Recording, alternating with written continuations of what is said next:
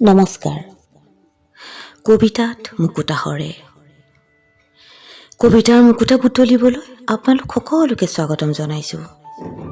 এই চেনেলৰ জৰিয়তে আমি আপোনালোকক লৈ যাম কবিতাৰ সুৰীয়া জগতলৈ। প্ৰিয় সুহৃদ, আপোনালোক সাজুনে? তেন্তে আহকচোন আমাৰ আজিৰ কবিতাৰ যাত্ৰালৈ আগবাঢ়ি যাওঁ।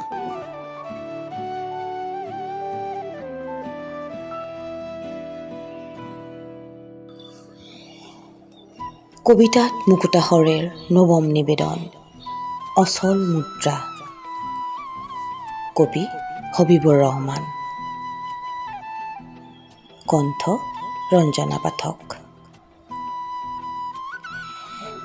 এটি দীঘলীয়া যাত্ৰাপথ, কেতিয়াবা মসৃণ, আকৌ কেতিয়াবা খলাবমা। হাঁহি কান্দোন সুখ দুখৰ সমাহাৰ, কেতিয়াবা ভাৰাক্ৰান্ত মন, কেতিয়াবা অপাৰ আনন্দ। মনত পৰে সেই তাহানিৰ বাল্যকালৰ স্মৃতিবোৰ, য'ত আছিল সমনীয়াৰ সংগ। হাঁহিছিলোঁ, খেলিছিলোঁ নিজকে পাহৰি, চিন্তাৰ তিলমানো নাছিল আমনি। যৌৱনৰ বাঁহ এনেকৈ লাগিছিল এদিন গাত, পান কৰিছিলোঁ যৌৱনৰ ৰস। ভবা নাছিলোঁ জীৱন যৌৱনৰো এদিন অৱসাদ আহিব,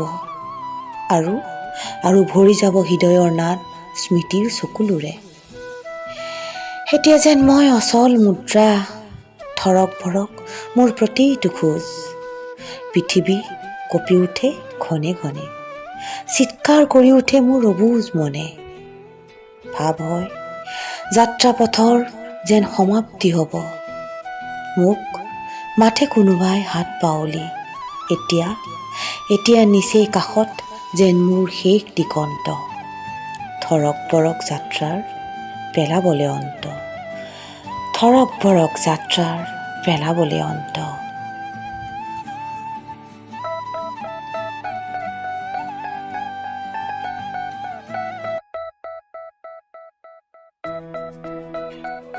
প্ৰিয় বন্ধুসকল, আমাৰ আজিৰ কবিতাটো কেনে লাগিল জনাবচোন।